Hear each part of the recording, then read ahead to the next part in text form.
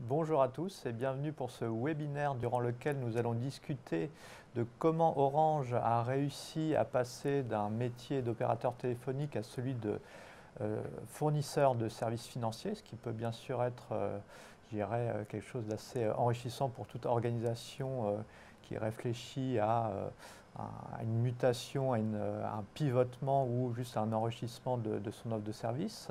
Pour parler de ce sujet, nous avons avec nous autour de la table les personnes qui ont écrit un article de recherche sur ce cas passionnant. Donc nous avons en particulier deux représentants enseignants-chercheurs d'HEC, donc Shirish Srivastava et Joseph Némé avec nous.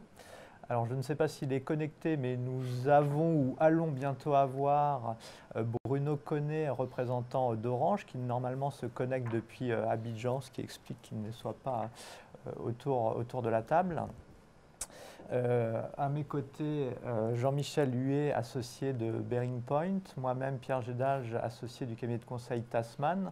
Donc nous sommes tous deux membres du jury du prix de la recherche en management Syntect. Et je dirais pour évoquer le contexte, effectivement, ces réflexions et ce webinaire s'inscrit plus largement dans un ensemble de webinaires liés au prix de la recherche en management, dont la 13e édition s'est tenue cette année. Donc c'est un prix qui est organisé par Syntec Conseil en partenariat avec la FNEJ et dont le but est, je dirais, de faire un pont entre le monde académique et le monde des consultants, qui a évidemment qui ont beaucoup à partager, à s'enrichir mutuellement.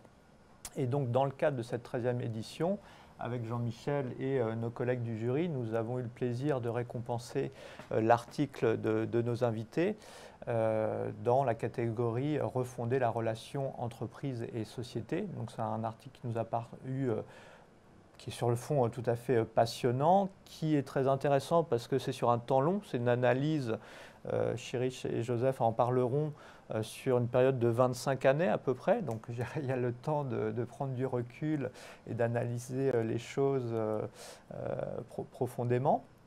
C'est aussi un point qui est assez rare dans les articles qu'on voit passer au sein du jury. C'est un article qui a été coécrit à la fois par des enseignants-chercheurs, mais aussi, je dirais, par des praticiens, c'est-à-dire en l'occurrence des représentants d'Orange. Donc ça, c'est assez intéressant puisque c'est totalement dans l'esprit du prix qui veut justement réunir, je dirais, le monde des praticiens, que ce soit l'entreprise ou les consultants associés au monde de l'entreprise, et les enseignants-chercheurs. Donc à ce titre-là, il était aussi particulièrement intéressant. Avant de laisser la parole à Chirich et Joseph, j'évoque juste le fait que ce webinaire est enregistré et que donc il sera disponible en replay, je pense, d'ici une semaine. Syntec Conseil fera une communication sur le sujet. Également évoquer qu'un article, je dirais, introductif pour la Harvard Business Review est en cours d'écriture et j'espère sera publié d'ici la fin d'année. Et pour les personnes qui sont en live, n'hésitez pas à poser vos questions, elles seront relayées par Jean-Michel. Et peut-être pour le clin d'œil, quand on parle d'un article de recherche, ce n'est pas une page. Hein. Là, ça, c'est celui dont on va parler aujourd'hui. C'est plus de 20 pages, très documenté, donc c'est vraiment un travail très fouillé. C'est vrai que le mot article, on a l'impression que c'est une page. Non, non. Quand on parle d'article de recherche, c'est des papiers de 20-30 pages, très fouillés et très détaillés. La parole est à vous. Du coup, Joseph, Chirich, on vous laisse introduire vos travaux de recherche. Merci Pierre, merci Jean-Michel pour cette introduction. Et on va prendre l'occasion peut-être de commencer par présenter un petit résumé de cet article, de cette recherche. Ensuite, on va en parler ou ouvrir la porte aux questions. Donc je vais laisser mon collègue Chirich présenter un peu le contexte, le positionnement de cet article. Thank you, Joseph. Thank you, Pierre, Jean-Michel. So first of all, before we start this journey, this story about Orange, which my colleague Joseph and Bruno, they'll be sharing with you in French, I thought let me just put the things in context, especially about digital transformation, in the world of today. What is really happening? So we are all inundated by different technologies all around us. Different technologies are coming, and we are, as companies, as businesses, we are looking at different opportunities to transform our businesses. But how should we view digital transformation? And this article gives us some guidelines on what digital transformation actually is, what should we be looking in for when we look at digitally transforming our businesses? Should we be insular, that is looking only within our businesses, or should we look outside and beyond the boundaries of our business?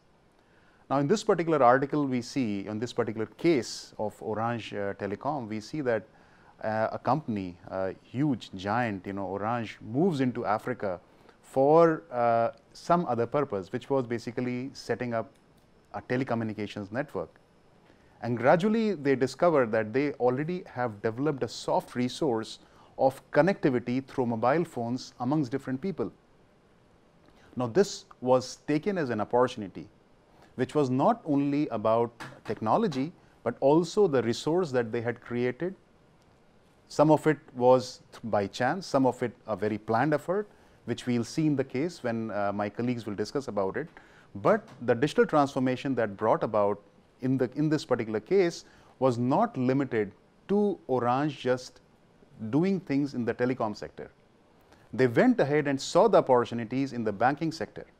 And this was something that we need to think about, the agility, the adaptability to the surrounding situation, to the context, to look at opportunities not only within the business, but also outside the business, and gradually transform from Orange Telecom to Orange Bank, which is a completely different sector, which was basically an exploitation of the opportunities that were made available because of the technological evolution that happened, around them and also within the company.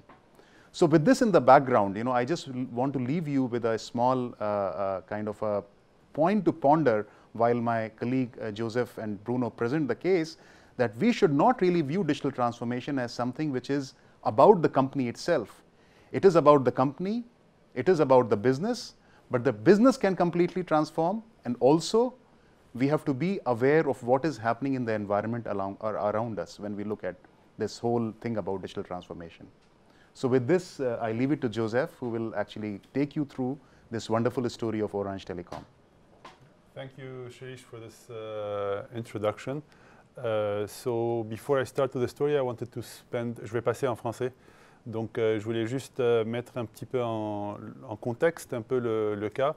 On parle de 1996, donc de presque 25, 27 ans, lorsque Orange a mis les pieds en Côte d'Ivoire. Et je voulais juste présenter au début le contexte. On parle dans un pays où les banques ou les institutions financières sont principalement concentrées dans les grandes villes. Donc, c'était surtout pour attirer la clientèle aisée et avec qui ils voulaient faire affaire. D'un autre côté, le réseau télécom, ça veut dire c'était les landlines, ça veut dire les lignes fixes. Donc, c'était un réseau fixe. Donc, le mobile n'était pas encore introduit. Et de ce fait, pas toute la population avait accès aux moyens de télécommunication ou de téléphonie. Donc, c'était le contexte où Orange a commencé son aventure en Côte d'Ivoire.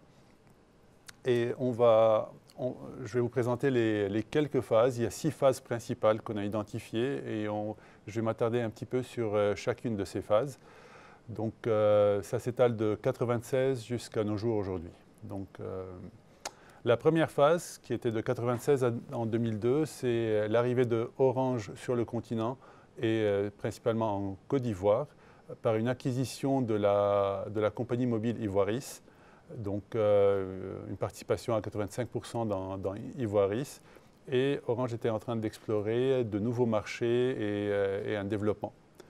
Suite à ça, il y a eu une deuxième phase d'essayer de comprendre. Ici, ils ont réalisé qu'avec le réseau mobile, ils pouvaient atteindre toute la population très éloignée, que beaucoup de personnes étaient complètement déconnectées avec les téléphones, les lignes traditionnelles. Et à ce stade-là, il y a eu des changements au niveau des réglementations africaines en termes pour encourager un petit peu les initiatives et faire du financial inclusion, donc aider les petits entrepreneurs au fin fond du pays à commencer à faire des affaires. Et il y a eu l'idée d'envoyer de l'argent pour les travailleurs qui soit travaillent dans les grandes villes et ils veulent envoyer de l'argent à leur famille. Donc il y a eu un premier partenariat avec BNP, parce que BNP avait la licence d'émettre, si on veut, l'argent. Et il y a eu un premier partenariat pour essayer de créer cette opportunité de pouvoir transférer de l'argent domestique du centre-ville, par exemple, aux différentes régions éloignées pour les familles. C'était la phase 2. Suite à ça, il y a eu une troisième phase où Orange a commencé à comprendre et à valoriser ce potentiel, où ils avaient un réseau déjà de personnes très connectées. Ils avaient la possibilité d'atteindre presque toute la population à travers ce réseau mobile qui n'avait pas besoin d'infrastructures physiques. Et là, ils ont commencé à explorer de nouvelles opportunités. Et il y a eu l'idée de Orange Money qui a commencé à avoir un sens pour recharger, par exemple, les téléphones mobiles. Ils ont lancé le premier ATM, ça veut dire distributeur, oui, le premier distributeur de monnaie. Donc, ils étaient capables de recharger leur mobile avec des ATM et ça commençait à avoir des services annexes à la télécommunication de base. Donc, phase 4, qui était de 2011 à 2013, il y a eu des alliances qui commençaient à se développer. Donc, le gouvernement a remarqué qu'avec ce moyen, traditionnellement, il fallait faire une queue de plusieurs heures, voire plus de temps. Il fallait arriver à 4 heures du matin pour pouvoir, en fin de journée, payer les factures d'eau municipale, d'électricité. Donc, il y a eu une forme d'alliance avec les utilities de Côte d'Ivoire afin d'utiliser ce moyen de mobile money pour payer les factures et éviter, les déplacements, éviter les queues, les attentes, et c'est devenu comme une grande valeur ajoutée des deux côtés. Ensuite, suite à ces initiatives au niveau gouvernemental ou au niveau des municipalités, il y a eu aussi les écoles qui ont profité de cette opportunité pour embarquer sur le Orange Money et de pouvoir, le Mobile Money, et de pouvoir payer les frais de scolarité, des études.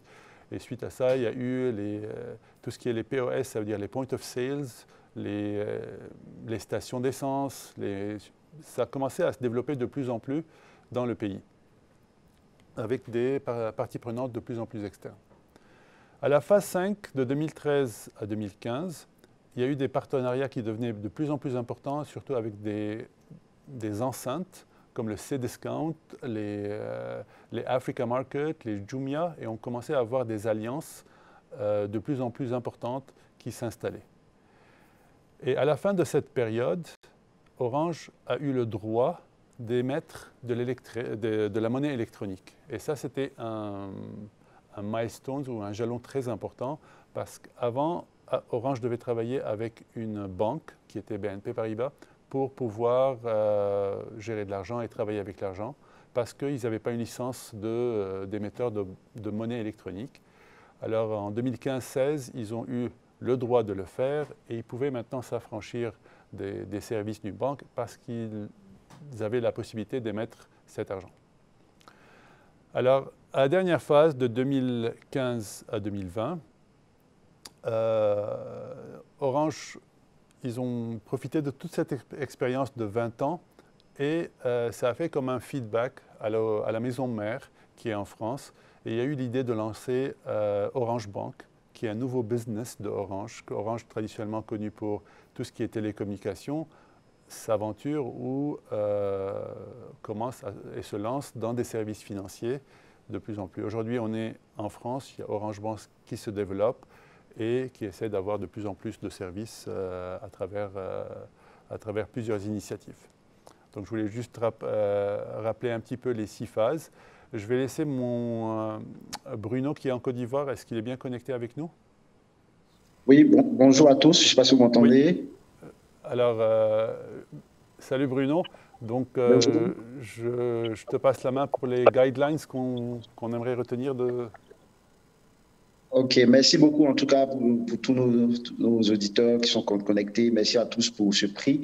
Alors, il faut savoir que sur ces guidelines, le premier point qu'il faut retenir, c'est comment une entreprise, une organisation doit pouvoir, dans un contexte qui bouge, qui évolue, dans un contexte où on recherche des relais de croissance, comment cette entreprise-là peut être proactive en faisant bouger son organisation. Il faut savoir que Orange Money en Côte d'Ivoire a commencé par une petite direction avant de devenir une vraie business unit avec toute la chaîne de valeur pour pouvoir adresser tout le marché. Donc, je pense que le premier point, c'est vraiment que les entreprises doivent être beaucoup plus agiles dans leurs organisations pour pouvoir apporter ces services à valeur ajoutée qui sont des vrais relais de croissance. Ensuite, c'est comment est-ce que faut pas que ces entreprises restent vraiment focus sur le cœur de métier. Aujourd'hui, Orange est devenu un opérateur multiservice de par son ADN telco, mais elle développe autour de cet ADN telco-là des services financiers mobiles. Tu parlais tout à l'heure de la banque. Donc, c'est comment est-ce qu'on peut repenser son business, repenser ses activités pour ne pas être seulement dépendant de son core business.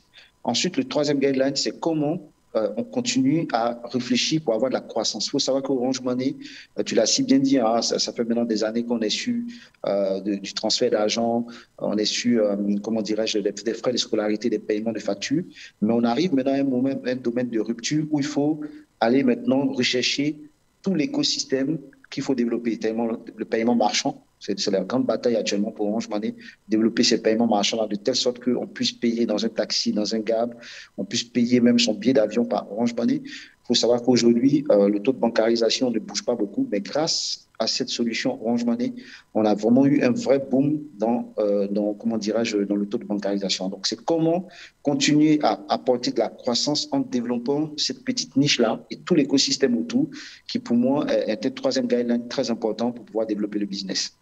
Voilà, donc on est tous disponibles pour des questions. Je ne veux pas être long sur cette partie, mais pour moi, c'est vraiment les trois qui pointent qu'il faut retenir lorsqu'on veut vraiment aller vers un nouveau business. Donc, proactivité organisationnelle, repenser son écosystème et sortir de son core business pour aller rechercher des relais de croissance. Bruno, j'avais une question par rapport à ce que tu évoquais sur l'agilité, cette capacité à aller chercher en dehors du cœur de métier historique. Au sein d'Orange, est-ce qu'il y a eu finalement des résistances assez fortes avec des gens qui se sont dit « Attendez, notre métier, c'est opérateur téléphonique, c'est pas de faire de la banque ». Enfin, est-ce qu'il y a eu un peu des frictions, je dirais, entre les tenants de allons vers de nouveaux horizons et ceux de « Attendez, c'est pas notre métier ». Bien évidemment, quand on est dans l'innovation, il y a toujours des détracteurs et des promoteurs. Donc, grâce à notre DG Mamadou Bamba, qui a vraiment cru à ce business, puisqu'on avait déjà un use case au Kenya qui était M-Pesa. Donc, Mamadou Bamba a décidé de bousculer un petit peu les lignes avec le corporate, avec le groupe, pour pouvoir, j'ai envie de dire, prendre ce challenge-là, ce défi, de lancer en fait ce projet-là en Côte d'Ivoire. Et il faut dire que c'est un franc succès, puisqu'aujourd'hui, je ne sais pas si vous êtes déjà venu en Côte d'Ivoire, mais dans plein de pays où Orange est présent, Orange Money reste maintenant une marque de fabrique à telle enseigne que même les concurrents, quand on parle de bons produits, on parle de Orange Money. Au lieu de parler de Move Money ou MTN Money, on dit je veux faire mon Orange Money. Donc vraiment, il y a eu des promoteurs et des détracteurs, mais grâce au leadership de notre directeur général, ça a pu se mettre en place. Très bien. On va nous faire quelques questions. Je vais commencer à vous poser quelques questions. Juste avant, un petit clin d'œil historique. Alors, impersonnel, en tant que consultant, comme quoi c'est vraiment le mélange des genres. En 2008, j'ai eu la chance de faire le plan stratégique Afrique d'Orange pour Marc Renard, qui à l'époque était le patron Afrique. Et un des 4 axes stratégiques, c'était le développement d'Orange Money. Et la Côte d'Ivoire était le premier pays où ça a été fait par Orange. Donc c'est intéressant, 15 ans après de me retrouver ici, il y a une continuité. Et en fait, le prix académique Syntex, ça fait 13 ans qu'il existe. On en remet 4 par an, donc ça fait une soixantaine. Et Chirich l'a eu 4 fois. Et je pense que c'est le recordman absolu, donc congratulations. En 2013, 15, 16 et donc 2022, vraiment impressionnant. Dans les questions, alors une peut-être pour vous, vous avez évoqué Orange Bank, donc qui s'est fait après en France. Est-ce que pour vous, c'est un bon exemple de ce que vos collègues de Harvard ont appelé il y a une dizaine d'années l'innovation inversée? Reverse innovation. Yes. So definitely, I think this case actually is also inspired by my stream of research, which deals with reverse innovation, and this is a very good example of reverse innovation because when we look at Orange Telecom, it moved on into Africa with a different motive. As I explained earlier, it moved on to develop its telecom capabilities. It discovered that it can actually exploit the mobile phone capabilities, and then gradually moved on to a banking business, which my colleague Joseph has already explained. Now, this is a transition that happened because it moved into Africa. Since it moved into Ivory Coast and Africa, they started looking for things to do themselves, to issue money themselves, rather than depending on an external bank to issue money. And to develop this capability, they needed to have the capability of issuing money, for which they needed to transform into a bank. So a telecom company becomes a bank in Africa, and then it comes back to its parent nation, which is France, as a bank. And we all know, we are all probably aware that there is an online bank, Orange Bank, which we are using.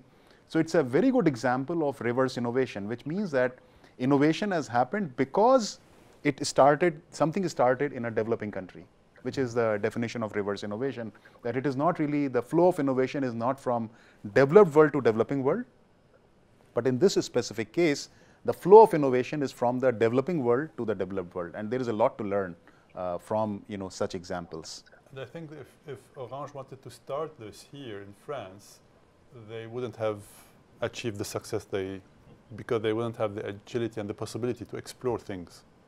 Donc on n'aurait pas pu faire la même chose en France si on aurait commencé juste en France.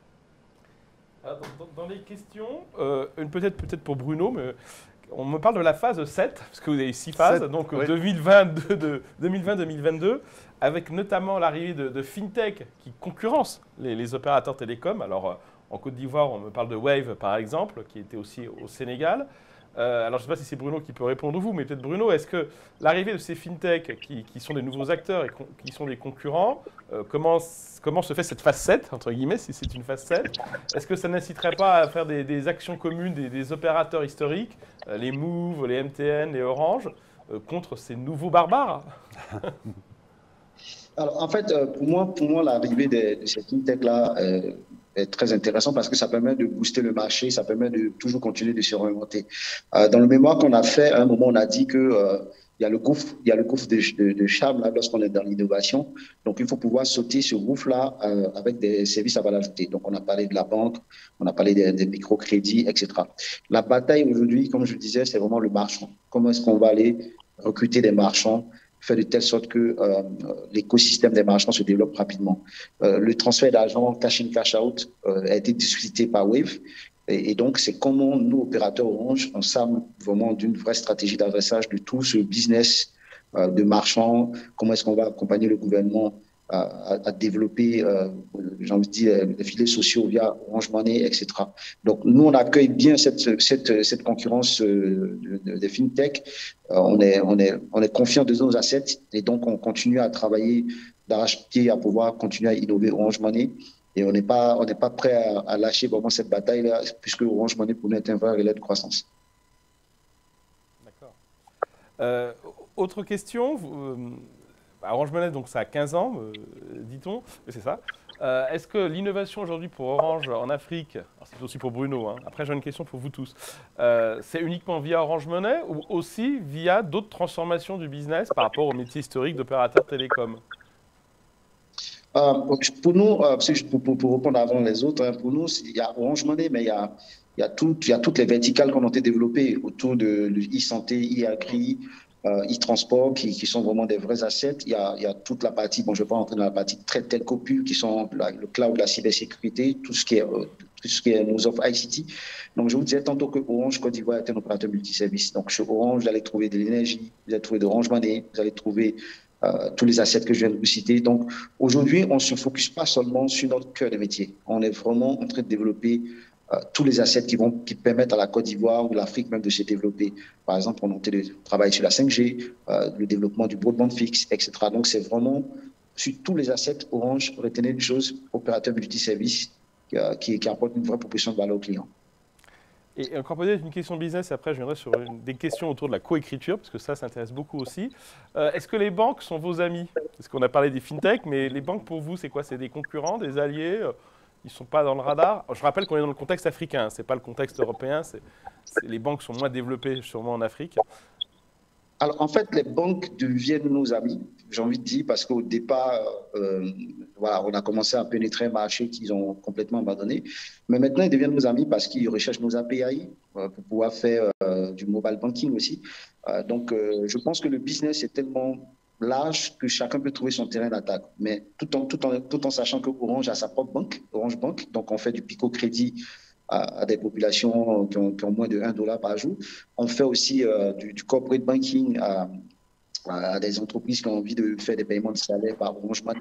Donc, on met une vraie proposition de valeur entre notre banque, Orange Money et les populations. Donc, j'ai envie de dire, pour moi, les banques ont besoin de nous, puisqu'opérateur telco, on a une base client tellement énorme et qu'ils ont besoin de nos services API pour pouvoir adresser aussi ce bas de pyramide-là. Donc, on est partenaire tout en étant concurrent, j'ai envie de dire.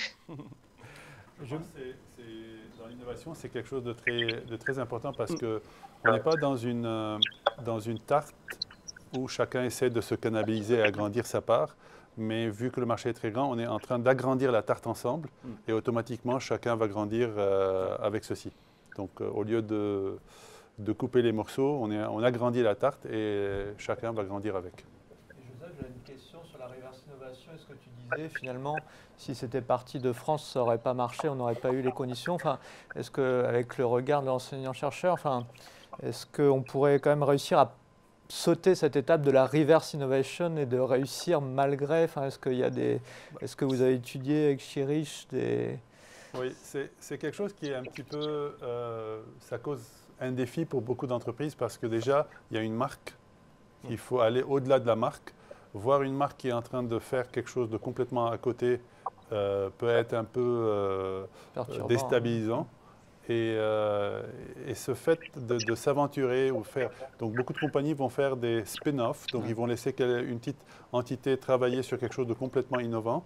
Et ensuite, si ça marche, ils vont essayer de rapatrier cette partie. Donc, et le continent africain, avec la réglementation qui a pu évoluer plus vite aussi. Donc, même aujourd'hui, on a dans l'article aussi, on mentionne que même aux États-Unis, il y a une grande partie de la population qui est unbanked, qui n'ont pas de compte bancaire aujourd'hui. Mais on n'a jamais pensé à aller les chercher. Absolutely. And one point I would like to add to this actually, because there are many resources which are not available in developed world, which are available in developing countries and vice versa. So if you are having some kind of a condition, over there. So for example, in this particular case, the whole thing was about a lot of people with fewer, money resources. So the solutions had to be directed towards what we call as a strategy, which is on volumes strategy. We have to focus on volumes. So this was not possible in France, So the conditions were different, which kind of helped us to help the company to actually get with a solution, which can be translated back to France. I mean, that's I think the key. So not only in the case of banking, but we see so many applications like in the healthcare sector, where again I do some research, where I see that a lot of applications are developed under constrained resources in a developing world, but they are very much required in the developed world as well. So I think these are all candidates, for innovation, for reverse innovation. Healthcare, education, I mean, to name a few, which probably can benefit a lot, in addition to, these kind of digital transformations that we are seeing. And we can say that you wrote another winning article about reverse innovation in healthcare. And there is an introducing article on HBR that people can go and read. Absolutely. No, thank you for referring to that article. Exactement. On a plein de questions, non pas sur le fond, mais sur la manière dont vous avez écrit ce papier de recherche. Et le fait, parce que c'est vrai, tu l'as dit Pierre, c'est très rare qu'on ait des coécritures, chercheurs et hommes d'entreprise ou femmes d'entreprise. Est-ce que vous pouvez nous raconter comment ça s'est fait? Est-ce que c'est vous qui êtes allé voir Orange qui est venu vous voir un peu? Comment vous êtes arrivé à écrire ce papier à quatre mains? Oui, c'est ça, vous étiez quatre, puisqu'il y avait donc vous deux comme auteurs, Bruno et Alban Luerne d'Orange. Un peu l'historique de comment ça s'est fait. Et qu'est-ce que chacun en a retiré? Vous, en tant que chercheur, j'imagine. Bruno, un des deux d'Orange qui a contribué, vous en tant que homme de terrain, qu'est-ce que chacun a... Donc déjà l'historique, comment c'est venu, comment vous avez travaillé, est-ce que c'est vous qui avez tout écrit, est-ce que voilà, les gens sont très curieux de savoir comment vous avez fait un papier de recherche à quatre. Tout a commencé avec Bruno qui faisait un master exécutif en Information Systems à HEC. et j'ai été son tuteur de thèse. Et on a commencé à explorer, lui étant originaire de Côte d'Ivoire, on a commencé à explorer un phénomène qui peut être le sujet de sa thèse. Et ensuite, on est tombé sur le Orange Money et le Mobile Money. Et ensuite, on a établi un contact avec Alban, qui menait cette activité d'Orange. Donc, ce qu'on voulait faire, c'était un article qui va vraiment au-delà juste de la pure théorique, mais qui va vraiment terrain, et tâter le terrain. Donc, Bruno a profité de toutes ses vacances durant son cursus pour être en Côte d'Ivoire et passer les entretiens. Et on a eu un large éventail de données qu'on a pu collecter à travers toutes les parties prenantes, même à travers les mom-and-pop shops où il était en train de collecter des informations, et Bruno pourra vous parler de ceci. Et c'est comme ça qu'on a développé ce travail. Et ensuite, ça a été dans le temps. Après la thèse a été une réussite et ça a duré une couple d'années pour vraiment compléter tout le panorama avec Orange. Et on est très content de voir que Bruno, maintenant, il a pris des rênes. Mais à l'époque, Bruno n'était pas chez Orange, c'est ça? Non, à l'époque, Bruno peut-être pouvait en parler. Oui, en fait, à l'époque, j'étais chez Ericsson France. Donc, grâce à Joseph, j'ai réussi à capter ce concours. Et donc, effectivement, je suis venu en Côte d'Ivoire, j'ai vu toute la chaîne de valeur, on a travaillé avec Joseph et Chérich. Et puis après, Alban nous a aidé vraiment sur toute la partie corporate. Et donc, j'ai envie de dire que c'est grâce à ça que je travaille maintenant sur Orange Côte d'Ivoire, puisque je suis maintenant sur Orange Côte d'Ivoire, je gère la vente B2B, mais je suis en charge aussi de développer toute la partie Orange Money B2B, parce qu'il faut savoir qu'Orange Money, dès le départ, était très consumer B2C. Maintenant, comme je l'ai dit tantôt, il y a tout l'écosystème B2B à développer, donc je suis en charge de ça. Donc tu posais la question de qu'est-ce que ça nous a apporté. Moi, voilà, ça m'a permis de voir, en fait, de comprendre déjà ce business et voir toute la chaîne de valeur, et puis de retourner dans mon pays d'origine pour travailler pour Orange. C'est une super histoire, effectivement. Ouais. Et donc, en fait, c'est Bruno qui a fait la phase terrain pour vous, quelque part. Qui a fait là la phase terrain. La phase terrain, oui, sur place. Oui. D'accord, ouais. Excellent. Nous, on l'a fait côté France ici. Ensuite, par la suite, après sa thèse, on s'est impliqué plus avec toute la direction d'Orange, les décisions qui se faisaient stratégiquement d'ici. Et lui était sur terre, ça veut dire en Côte d'Ivoire. D'accord. Alors c'est dommage, Alban n'a pas pu être avec nous, mais peut-être Bruno ou vous savez, qu'est-ce que Orange, là parce qu'on a parlé du cas de Bruno, mais qu'est-ce que Orange en a tiré comme intérêt de contribuer à cet article, puisque Alban a co-signé? Est-ce que vous savez quel est le retour qu'Orange a eu? Je comprends bien de votre côté, de recherche. Côté de Bruno, c'est une belle histoire parce que sa thèse est un job, donc ça c'est parfait. Et retour au pays, c'est génial. Et côté Orange, est-ce que vous avez eu un retour de eux, leur intérêt de contribuer à l'exercice? Bruno qui est déjà à Orange pourrait nous dire comment Orange a pu... En fait, côté Orange, c'est toujours bien d'avoir des références dans le monde académique. Moi, je me rappelle, quand je faisais la thèse, je trouvais très peu de sujets sur Orange, je voyais plutôt du M-Pesa, etc. Donc, c'est une vraie bonne pub, entre guillemets, pour les chercheurs, pour les étudiants, d'être référencés, d'être primés comme ça. Donc, pour moi, c'est une bonne distinction pour cette entreprise qui se bat pour apporter un vrai développement en Côte d'Ivoire et en Afrique. D'accord. Est-ce que quand vous finissez un article comme ça, alors, il peut y avoir des suites, la preuve, vous avez eu un prix, mais est-ce que vous vous dites, bah, tiens, dans 2 ans, on va faire une mise à jour, on va faire les phases 7, 8, 9, ou ça s'arrête là? Est-ce qu'il y a des suites potentielles à ce travail? Alors, dans ce cas précis ou en général, c'est aussi des questions sur votre travail de recherche. Follow-up on the research. The follow-up after. Yeah. So basically, I mean, in this article also, I mean, where it is stopped, because it was a part of thesis of Bruno. So of course, when I was seeing this story, I mean, there is a lot to be told to the world from a theoretical perspective. That's where I joined the team. And so, in fact, it will be interesting to know that during the review process, which the review process for this article also lasted for about 3.5 years, I think 3.5 years after he finished the thesis. So after that, after that, the review process, which the article was under review with the journal for a long time, and during that time also the story evolved. So we had to actually update it till that time. So the 6th phase mostly was actually an addition during the time of the during the review of the article. So it is possible, as you rightly said, if we want to do a follow-up on this, I think the directions that you were suggesting on fintech and other stuff, that can happen, that might be a good follow-up. But I'm not really following the story after that. So I think we have to talk again to Bruno for reconnecting on the story and seeing what is really happening now. Pour Bruno en plus. Et juste pour les gens qui nous écoutent, parce que tout le monde ne le sait pas, oui, ça c'est quelque chose d'assez classique dans les papiers de recherche académiques. Ils ne sont pas automatiquement publiés et ça peut prendre des années, puisqu'on a ce qu'on appelle une peer review, et souvent à l'aveugle, où c'est des confrères qui vont valider les papiers, demander des amendements, et parfois ça prend 1, 2 ans, 3 ans. C'est classique dans ce genre d'exercice. Tout le monde ne le sait pas. Ce qui n'est pas toujours sans poser problème, parce que nous, en tant que jury, Oui. on se retrouve parfois avec des articles qui ont mis tellement longtemps à être Oui. validés, publiés, que quelque part, on se dit que leur pertinence Où a les perdu. datas sont très vieilles. Ce qui Ouais. était intéressant chez vous, il y avait à la fois du long terme, mais aussi c'était quand même assez récent. Yes. Donc, parce que des fois, on a eu droit à des papiers où c'était des données intéressantes, mais d'il y a 10 ans. Il y a eu un papier aussi qu'on a fait, qui a reçu aussi le prix Syntex, c'est celui de Schlumberger, qui était similaire aussi pendant une période très longue. On a eu quelques papiers, ce n'est pas les plus fréquents. On a eu vos confrères, je crois aussi d'HEC, qui avait fait une superbe analyse sur Danone, 40 ans d'histoire. Alors, c'est plutôt la gouvernance d'entreprise sur 40 ans. Donc c'est assez rare parce que c'est des temps très longs, mais c'est vrai aussi, ça fait partie des papiers qui ont une grande force, c'est vrai.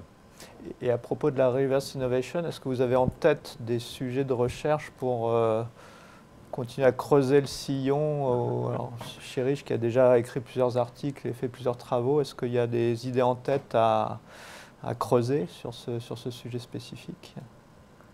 You have any ideas, new research? Moi, c'est vrai qu'il y en a. Et actuellement, parce qu'on est en domaine recherche, donc, mais oui, surtout dans les domaines des énergies. Et aujourd'hui, on remarque qu'il y a beaucoup de choses qui est en train de se passer au niveau des énergies dans différents pays, si on veut, en voie de développement. Qu'aujourd'hui, avec la crise qui arrive en Europe, on est en train peut-être d'apprendre de ce qu'ils sont en train de faire, comment ils ont survécu ou passé à travers des défis d'énergie, d'électricité, etc. Et comment on va pouvoir être plus autosuffisant, si on veut, en Europe et ne pas avoir des dépendances. Donc oui, il y a quelque chose qui est en cours à ce niveau-là, au niveau des énergies. D'accord, donc rendez-vous dans 3-4 ans pour un nouvel article en lice. Ah, pour un prochain prix même. And another thing that I'm currently working on, which is actually again related to reverse innovation, is about. So I think in the healthcare sector, one of the major problems that is happening is about the knowledge that is going to the doctors themselves, and these specialist doctors are not available in many rural areas.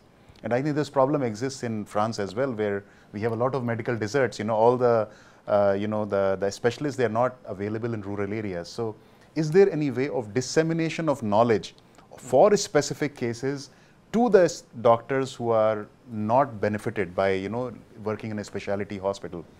So currently I'm working with one organization in India where we are looking at some platforms which are developed, taking into care the specificity of the medical profession. So, and this has been a huge success over there. It started as a startup, but now it is about, I think it covers about 30 or 40% of all the doctors in India, which is huge. The numbers are huge. And so we see a lot of potential over there to bring those kind of innovations to developed world as well. So this is another area where I'm working on in the healthcare sector. Très bien. En tout cas, vous avez répondu à toutes les questions qu'on a eues, mais qui étaient souvent à la fois sur effectivement Orange Money et puis aussi sur l'écriture. Bruno, un petit dernier mot avant de nous quitter depuis Abidjan. Et encore une fois, merci d'avoir pu vous connecter avec nous. Merci à vous pour la distinction, pour la considération. Merci à mes professeurs. Ça fait plaisir. Joseph, ça fait des années qu'on ne s'est pas vu.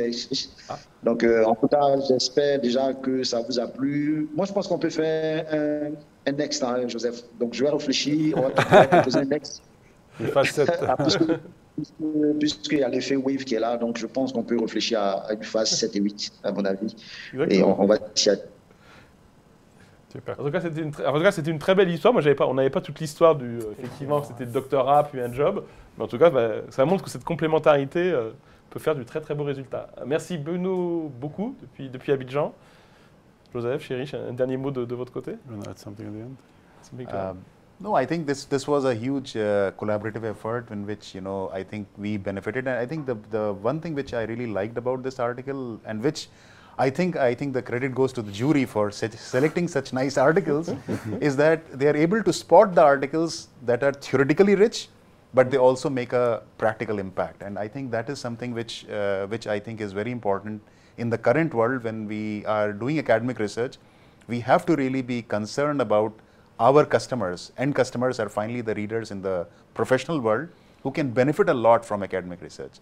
So I think I should, you know, compliment and congratulate the jury members also for, you know, selecting these good articles for disseminating this information to others.